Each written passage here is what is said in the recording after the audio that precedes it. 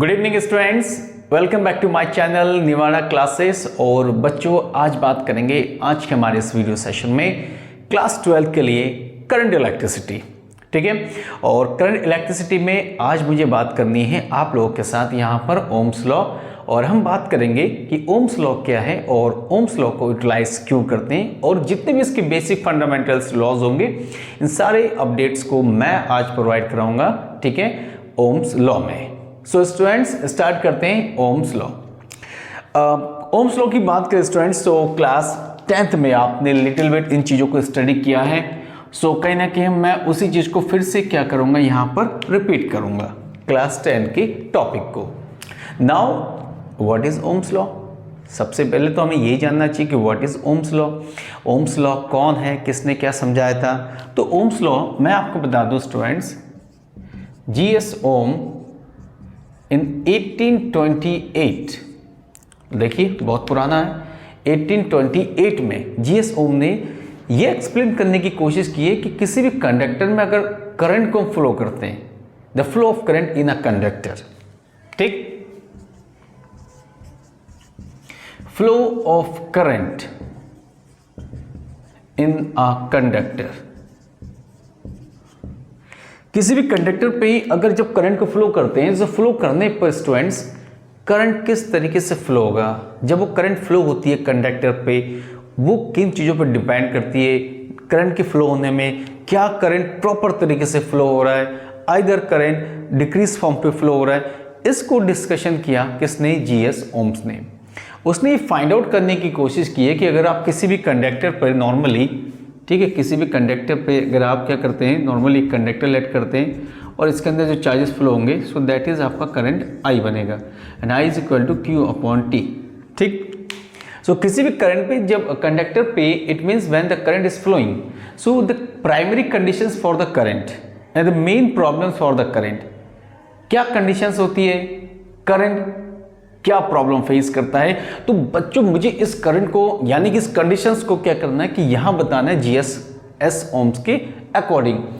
That time the G S Ohm's ने एक law convert किया, यहां पे लॉ इट मींस डिफाइन किया। लॉ का डिफाइन किया according to him, if a physical conditions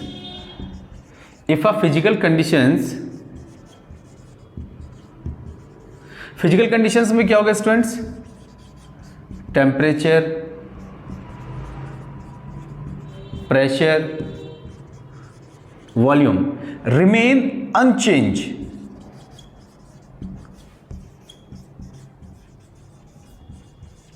ठीक है, क्या कहा उसने कि जब फ्लो ऑफ करंट होगा किसी कंडक्टर पे, तो कंडक्टर अगर किसी चीज को प्रॉब्लम फेस करता है या उनमें प्रॉब्लम आती है, तो कौन कौन सी चीजें हैं, इन चीजों को कहीं ना कहीं सॉल्व करने के लिए एक फॉर्मेट यहां पर दिया। If a physical conditions of, ठीक है, of a conductor, if a physical conditions of a conductor, physical conditions means temperature, pressure, volume remain unchange, अगर अनचेंज रहे, so it means that, diagram बना लेते हैं पहले थोड़ा सा इसमें, प्लस माइनस, दिस इज के करंट की डायरेक्शन आई, ठीक है, और जो भी इसकी लेंथ होगी L. That time the applied current, यानी कि जो करंट आप प्रोवाइड करेंगे और इनके इस एंड पे जितना पोटेंशियल होगा V, the V is directly proportional to I। ये किसने दिया? जीएस ओम्स ने दिया। V is directly proportional to students I। So आपको पता है स्टूडेंट कि जब हम क्या करते हैं कि प्रोपोर्शनल को उसको हटाने की कोशिश करते हैं, then we use to a constant. So finally V is equal to IR, V equal to IR, and therefore R is equal to V upon I। So R क्या है, फर्स्ट ऑफ ऑल राइट करते हैं, R is equal to constant, and it is known as, R means resistance. Resistance का मतलब क्या होता है students? You know that resistance का मतलब होता है कोई भी चीज को अपोज करना या उसको एक हिसाब से रोकना। अब ये ओम्स लॉ ने फाइंड आउट किया कि जब करंट अगर किसी भी कंडक्टर में फ्लो होती है, अगर करंट कम फ्लो होती है, इट मीन्स कि करंट को कोई रोक रहा है, कोई बढ़ने की कोशिश करता है, इस आसमान में परिंदों की तरह उड़ने की कोशिश करता है, तो वी आर ह्यूमन बींग्स, हम क्या करते हैं, उसको लेग पुलिंग करते हैं, उसके टांग खींचते हैं कि अरे भाई तू ऊपर क्यों जा रहा है, तू नीचे हमारे साथ रहे। So exactly same for the current. अगर करंट कंडक्टर में फ्लो हो रही कंटिन्यूसली, तो क्या करते हैं, कोई ना कोई इस करंट को रोकने की कोशिश करता है, and that is called resistance, the obstacle in the path of a current. ठीक है, दिस इज कॉल्ड रेसिस्टेंस, या करंट को जो भी रोके, ठीक है, to oppose the directions of the current, this is called resistance. And this law is called Ohm's law, जो आज का हमारा टॉपिक है, ओम्स लॉ। ये जो लॉ मैंने आपको बताया, जो कंडीशंस मैंने आपको बताई हैं, इसे हम कहते हैं Ohm's law. And the SI unit of Ohm's law, first of all volt पर एम्पियर, ठीक है, और करके ओम। ओम का सिंबल बेटा ऐसे होता है, ठीक है, आप लोग देख लीजिए यहाँ पे, this is the symbol of ohm. इसके बाद स्टूडेंट्स जब हम इसको और आगे थोड़ा कैरी करते हैं, एक डायग्राम, इसमें जो ग्राफ होता है, ग्राफिकल रिप्रेजेंटेशंस, अगर मैं ग्राफिकल रिप्रेजेंटेशंस की बात करूं, so first of all now here I and this is voltage V, so this line should be equal to R and this is also equal to V upon I। तो ये जो line है students, ये line हमारी क्या होती है, Ohm's law के जो डायरेक्टली प्रोपोर्शनल है, इट मीन्स कि दिस वन इसको रिप्रेजेंट करता है। कोई भी चीज़ अगर एक दूसरे के प्रोपोर्शनल होते हैं, तो वो क्या करते हैं कि हमेशा जीरो, जो सेंटर पॉइंट, ओरिजिन पॉइंट, यहाँ से स्टार्ट होती है, ठीक है, इन्वर्सली होता है। सो मैंने पहले भी कहा कि वो कर्व के फॉर्म पे रिप्रेजेंट करती है अपने आप को, ठीक है। So this is the graph between voltage versus applied current. और स्टूडेंट्स अभी इसमें बहुत सारी हमारी सिचुएशन है, सिचुएशन ये भी है जब हमने इन चीज़ों को फाइंड आउट किया। अब मुझे ये फाइंड आउट करना है, जो रेसिस्टेंस हमने फाइंड आउट की, ये कंडक्टर पे कौन सी कंडीशंस पे डिपेंड करती है, कंडक्शंस के एरिया पर, कंडक्टर की लेंथ पर, किस पर डिपेंड करती है, the dependence of resistance on what factor, ठीक है। So now let's consider again, अब मैं आपको बताऊंगा द डिपेंडेंस ऑफ रेजिस्टेंस, कि डिपेंडेंस कंडक्टर पे किस तरीके से डिपेंड होता है, उनको हम क्या करते हैं स्टूडेंट्स यहाँ पर बात करते हैं। और आई होप कि आपने इन चीज़ों को देख लिया होगा, नोट भी कर लिया होगा। मैं इनको रफ करता हूँ, फिर इसको आगे कैरी करता हूँ, ठीक है। ओम्स लॉ स्टूडेंट्स बहुत अच्छा टॉपिक है और आप लोगों को इसको बहुत अच्छे तरीके से पढ़ना भी चाहिए, ठीक है। और अब बात करते हैं इसमें जो कंडक्टेंस यानी जो रेजिस्टेंस हैं, वो किसी भी कंडक्टर पे कैसे डिपेंड करता है। नाउ फाइनली एक काम करते हैं, जो नॉर्मल हमारे पास है, now as we know that V is equal to IR and R equal to V upon I, ठीक है। सो सिचुएशन नंबर 1 यानी स्टेप फर्स्ट, स्टेप फर्स्ट में क्या होगा स्टूडेंट्स कि अगर एक कंडक्टर लेते हैं, लाइक एक छोटा सा आप कंडक्टर लो ऐसे करके, देखिए कितना बढ़िया कंडक्टर बन गया, ओके। और इसको ब्लॉक कर देते हैं, this surface and again blocking to this surface, surface area A, this is area A and length L, ठीक है। नॉर्मल पॉइंट है, कोई ज़्यादा डाउट इस पर बच्चों आपको नहीं होनी चाहिए, ठीक है। नॉर्मल बना दिया।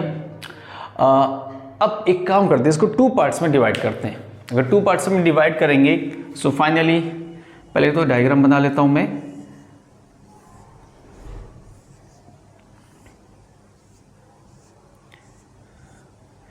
सो 2 पार्ट्स में ऐसे करके डिवाइड करते हैं, लाइक सो स्टूडेंट्स एरिया जो होगा, there is no problem in area, but length L/2 and this is length L/2।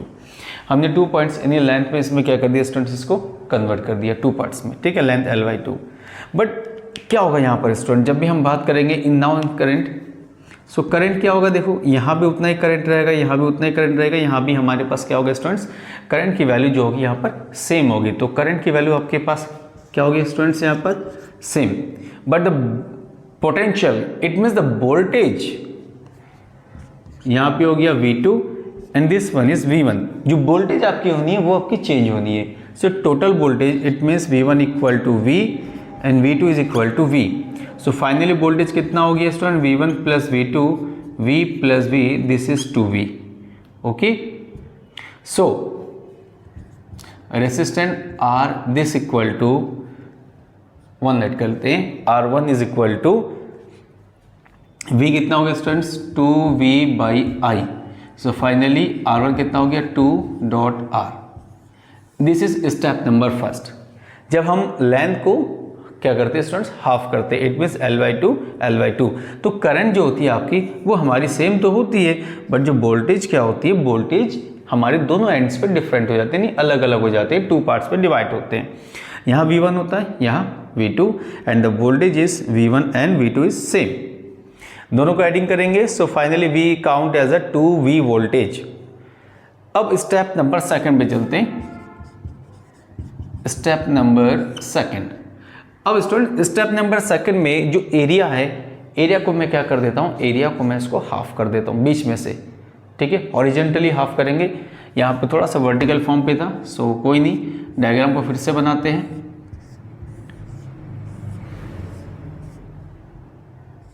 Like अब फिर से बनाने पर अगेन पहले इसको कवर करते हैं स्टूडेंट्स। लाइक लेंथ हो गया L। नाउ देखो उसको जब स्टूडेंट्स हम कवर करेंगे, हाफ करेंगे, सो it means like this, horizontally हमें क्या करना है? इसको ऐसे करके हाफ करना है। So this is A/2 and this one is A/2। When we apply the current, अब क्या है कि स्टूडेंट्स एक है, एक के ऊपर ये, तो करंट जब अप्लाई करेंगे तो दोनों में क्या होगा? इक्वली ट्रांसमिट होगा, यानी दोनों भी अब करंट का यहाँ पर क्या होगा? यूनिफॉर्मली डिस्ट्रीब्यूशन होगा। So that time current is equal to different and voltage is same. Voltage same हो जाएगी एंड करंट हमारे पास क्या होगा स्टूडेंट्स? यहाँ पर different. So finally R this equal to, ठीक है, R2 इज इक्वल टू, जब हमारे पास यहाँ पर वोल्टेज सेम है, so V and this is I/2, so finally 2V upon I। So R2 equal to again 2R। So this one and this one, इन दोनों situation में हम क्या देखते हैं कि जब हम लेंथ को हाफ करते हैं तो करंट सेम होती है and we divided the area, again I different but voltage is same, ठीक है। और दोनों ही केस में हमें क्या मिलते हैं कि जो रेसिस्टेंस होते हैं दोनों की वैल्यूज हमें सेम मिलती है। So finally we got it. जो पहले हैं स्टेप नंबर फर्स्ट हमें ये मिला कि R लेंथ को जितना भी आप करें करंट आपको सेम मिलेगा, यानी कि आपकी लेंथ पे कोई इफेक्ट नहीं पड़ती है। So R is directly proportional to L। And second number से जब हम एरिया को हाफ करते हैं तो पोटेंशियल में यहाँ पे फर्क पड़ता है। So finally R inversely proportional to A। Combine, ठीक है, first and second, R is proportional to L/A and R। मैंने पहले भी कहा है जब भी हम प्रोपोर्शनल कांस्टेंट को रिमूव करते हैं तो उसके प्लेस पर एक और हम कोई वैल्यू या कोई फॉर्मूला या कोई हम numerical terms either constant terms involve करते हैं। So R equal to rho L/A, finally rho equal to RA/L। सो हमारे पास रो जो है दिस इज कॉल्ड रेसिस्टिविटी, ठीक है, this is called resistivity of a conductor and the SI unit is ohm meter square upon ohm, एक meter से meter cancel and this is equal to ohm meter. So student this is the dependence of resistance for a conductor, कि एक conductor पर resistance कैसे depend करता है, वो उसके लेंथ पे डिपेंड करता है और बेसिकली वो उसके एरिया पे डिपेंड करता है। जब हम लेंथ की बात करते हैं सो लेंथ में डायरेक्टली प्रोपोर्शनल, और जब हम एरिया की बात करते हैं तो उसके लिए इनवर्सली प्रोपोर्शनल, ठीक है। सो नाउ स्टूडेंट्स अब आप इनको नोट करेंगे और उसके बाद मैं आपको बताऊंगा लिमिटेशंस ऑफ ओम्स लॉ, ठीक है स्टूडेंट्स। आप जल्दी से नोट कीजिए, उसके बाद मैं फिर से वापस आता हूं नए टर्म्स के साथ। वेल स्टूडेंट्स अब बात करते हैं यहां पर लिमिटेशंस ऑफ ओम्स लॉ, ठीक है। ओम्स लॉ के लिमिटेशंस क्या है, लिमिटेशंस पे हमें यहाँ पर बात करनी है। सो लिमिटेशंस मीन्स क्या होगा, देखो एक्चुअल में स्टूडेंट्स जो लिमिटेशंस की हम बात करते हैं, लिमिटेशंस में क्या है, स्पेशली एक ओमिक लॉ बनेगा और एक अनओमिक लॉ बनेगा। यानी जो ओम्स के लॉ को फॉलो करते हैं वो ओमिक लॉ, और जो ओम्स के लॉ को फॉलो नहीं करते हैं वो आपके पास अनओमिक लॉ। ठीक। So point number first is ohmic law, ohmic law. And the meaning is ohmic law का मतलब जो ओम्स के लॉ को फॉलो करे, to follow the Ohm's law, to follow the Ohm's law. जो ओम्स लॉ को follow करते हैं उसे कहते हैं हम यहाँ पर ओमिक लॉ। अब ओम्स लॉ को फॉलो करते हैं, कैसे करते हैं, किस तरीके से करते हैं, this is the big questions. अब इसके लिए क्या है, जरूरी नहीं कि हर चीज को उठा के हम रिप्रेजेंट करें कि this is Ohm's law and this is non ohmic law. करना क्या स्टूडेंट्स, इज वेरी सिंपल कि जो भी हमारे पास ग्राफ रिप्रेजेंटेशंस होगा, अगर वो ओम्स के लॉ के हिसाब से मैच करता है in case of electricity, so this is called ohmic law. And for example आपको पता है कि जो हम ग्राफ बनाते हैं I plus and this is I minus, V plus और V माइनस। जब ग्राफ आपका सेंटर पॉइंट से ऐसे स्टार्ट होता है और इस टाइप की सिचुएशंस अगर आपको मिलती है, so this is Ohm's law. ठीक है। ऐसा नहीं कि आपको नेगेटिव पे नहीं मिलेगा, आप नेगेटिव पे भी इसको रिप्रेजेंट कर सकते हैं, बट क्या होना चाहिए, वो स्टेट होनी चाहिए V माइनस और I माइनस के बीच में, I प्लस और V प्लस के बीच में। सो this is the conditions of Ohm's law. यानी जो ओम्स लॉ को, जो ओम्स के ग्राफ को रिप्रेजेंटेशंस करे वोल्टेज और करंट के थ्रू को लेके हम बात करेंगे, तो ये आपका बनेगा ओम्स लॉ। सेकंड, थोड़ा सा मैं सेकंड में आपको बताना चाहता हूं, जो उसका सेकंड नंबर है लिमिटेशंस में नॉन ओमिक लॉ, यानी कि जो नॉन ओमिक लॉ। ठीक। पॉइंट नंबर फर्स्ट इसमें सबसे पहले फॉर मेटेलिक कंडक्टर। ठीक है, मेटेलिक कंडक्टर। अब स्टूडेंट्स मेटेलिक कंडक्टर्स मींस क्या है, मेटेलिक कंडक्टर सम टाइम ऐसा होता है, जैसे थोड़ा सा इसको लार्जर बनाते हैं। Okay, this is I and this is the directions of potential.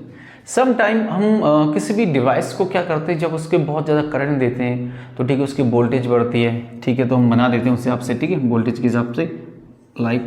But some time ऐसा होता है कि जैसे हम उसको करंट इतना ज़्यादा बढ़ा जाते हैं, यानी कि उसका एक सैचुरेशन पॉइंट पे अगर हम पहुंचते हैं तो वो जो डिवाइस होती है वो ब्रेक कर जाती है। ठीक है, वो सैचुरेशन मानी जो कॉन्स्टेंटली अगर आप करंट को मूव कर रहे हो तो एक टाइम के बाद क्या होता है कि वो ब्रेक हो जाती है। ब्रेक होने पर लाइक कुछ इस तरीके से वो क्या होती है, आपकी लाइन बैंड हो जाती है।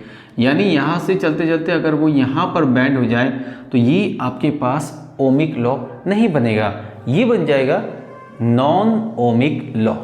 ठीक है, so this is one of the examples of non ohmic law, that is metallic conductor.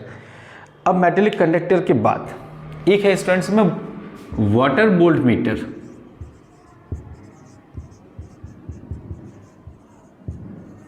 Water volt meter and the meaning water volt meter means, देखिए अगेन स्टूडेंट्स, अगर आप V लेट करते हैं, दिस इज I, तो ये यहाँ से start ना होकर वाटर वोल्ट मीटर यहाँ होती है, और ये एक हिसाब से मैक्सिमम वैल्यू भी कह सकते हैं या क्रिटिकल पोटेंशियल आप कह सकते हैं। कोई भी जब वोल्ट मीटर जब वो स्टार्टिंग से ना होकर एक पर्टिकुलर वैल्यू को लेकर अगर स्टार्ट होती है, so this is non ohmic loss के अंदर में है, और this is the examples of the water volt meter.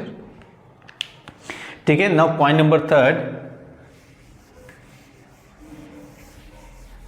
So point number third में क्या है स्टूडेंट्स, सी में PN junction. PN junction diode. अब पीएन जंक्शन डायोड में स्टूडेंट्स यहां भी जब भी हम ग्राफ की बात करते हैं पीएन जंक्शन डायोड में, again plus V minus, suppose I plus I minus. ठीक है, कुछ इस तरीके से बनेगा तो कुछ इस तरीके से बनेगा, और इसे कहते हैं student forward wise and this one is reverse wise. आपको जब आप लास्ट वाले चैप्टर सेमीकंडक्टर में स्टडी करोगे तो वन साइड आपको फॉरवर्ड वाइज मिलेगा, सेकंड साइड आपको रिवर्स वाइज। इन दोनों केस में क्या होती है, जो करंट की डायरेक्शन और जो वोल्टेज की डायरेक्शन के हिसाब को लेकर जो वोल्टेज हम जो ग्राफ रिप्रेजेंट करते हैं, ग्राफ की डायरेक्शंस सीधी नहीं होती है, ग्राफ की डायरेक्शंस कर्व के फॉर्म पे होती है। So that's why it is examples of non ohmic law. ठीक है, पीएन जंक्शन के बाद this is a one more example I would be share. Gallium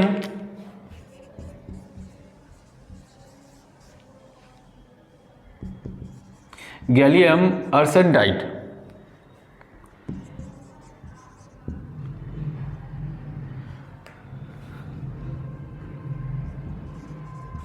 gallium arsenide, इसमें क्या स्टूडेंट्स, अगेन हम नॉर्मल V और दिस वन इज I, और यहाँ पे जो आपको ग्राफ बनता है कुछ इस तरीके से बनते हैं। ठीक है, ये तीन जो कंडीशन है gallium arsenide, this a chemical structure of the semiconductor. ठीक है, जो केमिकल के हिसाब से चलते हैं और कॉम्प्लेक्स फॉर्म पे चलते हैं, केमिकल का उसका स्ट्रक्चर है, उसका जो ग्राफ बनता है वो ग्राफ इस फॉर्मेट में होती है, जो हमारे लिए क्या होती है यहाँ पर स्टूडेंट्स नॉन ओमिक केस में रिप्रेजेंट्स होता है।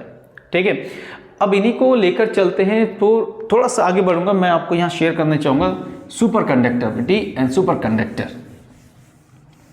ठीक है, सुपर कंडक्टिविटी बहुत इंपॉर्टेंट है students. Conductivity already I told you this is the reciprocal of resistivity. अब सुपर कंडक्टिविटी का मतलब क्या है कि अगर किसी कोई भी ऑब्जेक्ट्स अपने किसी भी टेम्परेचर पे they have a zero resistance, यानी एक लार्जर रेसिस्टेंस से continuously drop to zero resistance, zero resistance पे अगर चले आए, drop to zero resistance, this is called super conductor. Drop to zero resistance. ठीक है, कोई भी कंडक्टर अगर सीधे जीरो रेसिस्टेंस में मूव करती है at any temperature, at any temperature, this is called superconductor। ठीक है, this is called superconductor। तो एक्चुअल में ये क्या होता है, जो कंडक्टर हम यूटिलाइज करते हैं, कोई भी कंडक्टर किसी भी टेम्परेचर पर जब जीरो रेजिस्टेंस को कैच करती है या जीरो रेजिस्टेंस पे पहुंच जाती है, so super conductor, and the whole process is called super conductivity. Okay, got it.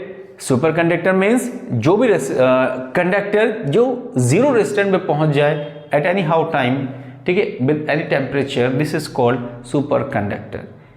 अब आप सोच रहे होंगे सर क्या ऐसा पॉसिबल है, कोई ऐसा एलिमेंट्स है, कई सारे एलिमेंट्स है, but I would like to be share mercury. Mercury का केस का स्टूडेंट्स क्या है, मरकरी ये है जो 4.2 केल्विन पर जीरो रेजिस्टेंस को कैच करती है, मरकरी। सो मरकरी हमारे पास one of the examples of super conductor. अब मरकरी में देखो स्टूडेंट, मरकरी में जो ग्राफ बनता है, ग्राफ में आपको शेयर कर दूं थोड़ा सा, ये ड्राइंग हमें अच्छी बनानी चाहिए बिकॉज ग्राफ है साइंस के स्टूडेंट्स के लिए बहुत इंपॉर्टेंट है। ठीक है, मैं यहाँ पर ग्राफ आपको सबसे पहले बनाता हूँ। ये हो गया टेम्परेचर, दैट इज केल्विन पर। Okay, and this is a graph for resistance 0, and again this one 0.08, और ये बन जाएगा स्टूडेंट 0.10। टेम्परेचर 0 2 4 6। ओके स्टूडेंट्स, अब 4.2 केल्विन पर लगभग तो पहले यहाँ ड्रॉ कर लेते हैं 4.2, दिस इज 4.2 पे आपका रेजिस्टेंस क्या होगा, कंप्लीटली 0, ऐसे जाके सीधे 4.2 के। सो 4.2 पे मरकरी जो है जीरो रेजिस्टेंस को कैच करती है, तो that's why it is called super conductor, and the process is called super conductivity. ठीक है, सो स्टूडेंट्स, आज के हमारे इस वीडियो सेशन में इतना ही था, और मैंने आपको यहाँ पर ये चीज़ें बताने की कोशिश की है।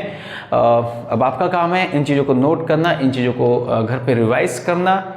ठीक है, सो स्टूडेंट्स, आज के वीडियो सेशन में इतना ही था। ठीक है, कल मिलेंगे एक और नए वीडियो के साथ। और जाने से पहले मैं रिक्वेस्ट करना चाहूँगा कि प्लीज़ जो भी हमारे नए व्यूअर्स हैं, हमारे नए स्टूडेंट्स हैं, please subscribe, comments and don't forget to share my channel. जितना हो सके उतना शेयर करेंगे ठीक है, ताकि हम नए नए वीडियो आपके लिए प्रोवाइड करते रहेंगे। आज का दिन आपके लिए बेटर हो, हेल्थ आपकी अच्छी रहे, बढ़िया खाओ पियो, एंजॉय करो। ठीक है, have a nice day, bye.